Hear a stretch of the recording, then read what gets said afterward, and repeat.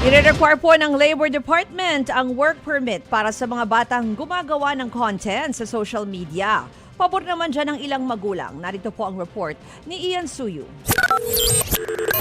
Mag-video ka na lang. Sige na, huwag na mag-iyak. Mag-vlog ka naman sa susunod. Hindi ko kasi... Emosyonal ang 10 taong gulang na si Big Boy sa farewell message niya para sa kanyang followers sa social media. Titigil daw kasi muna siya sa pagva-vlog. Kasama niya ang kanyang ina at vlogger na si Langga H na nagpaliwanag kung bakit hihinto muna si Big Boy. Mahihirapan daw kasi siyang kumuha ng working permit para sa bata. Si mami kasi busy. Every permit, every 5 days lang. Sa 16 years old, pwede ka naman mag-vlog.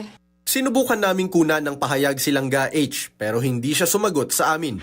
Ang tinutukoy niyang permit ay alinsunod sa panibagong patakaran ng Department of Labor and Employment para sa mga menor de edad na content creator. Sa ilalim ng Labor Advisory No. 12, kinakailangan ng mga magulang o guardian ng isang batang content creator na edad 15 pababa na makakuha muna ng working child permit. Para yan sa content creation sa social media sites at ibang online platform, podcast at educational content.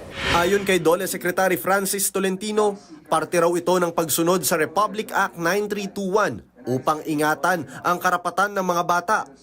Pag ang bata ay magtatrabaho sa isang entertainment, cultural, artistic, performance na essential, ang proteksyon binibigay ng Labor Advisory ay para sa kabataan. Makakatulong ang working permit upang matukoy ang working condition ng isang bata. Bukod pa dyan, malalaman at makikilala din kung sino ang kanyang magulang, guardian o handler na magiging responsable sa oras na magkaroon ng pang-aabuso o di kaya ay exploitation.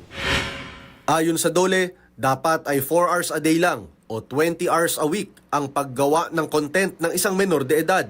Prioridad pa rin dapat ang pag-aaral at iba pang responsibilidad sa paaralan.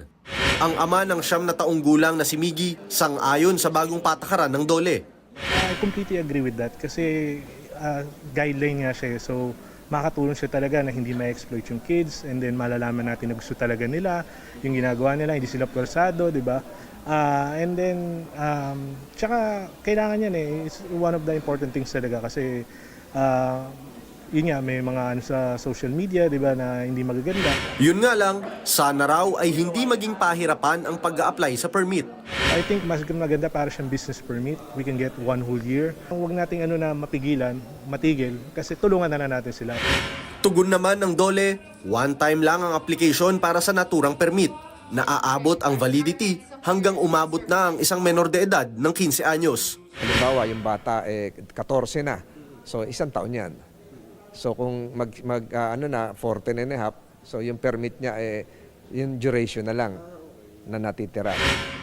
Suportado rin ng DSWD ang bagong guideline para sa proteksyon ng kabataan sa social media. With that evolving landscape, mahalaga na yung mga kabataan na gumagamit nito ay maprotektahan mula sa mga unseen risk, pati na yung mga ma-overwork. Simula August 17 ay bubuksan na ang aplikasyon para sa Working Child Permit sa mga regional offices ng DOLE.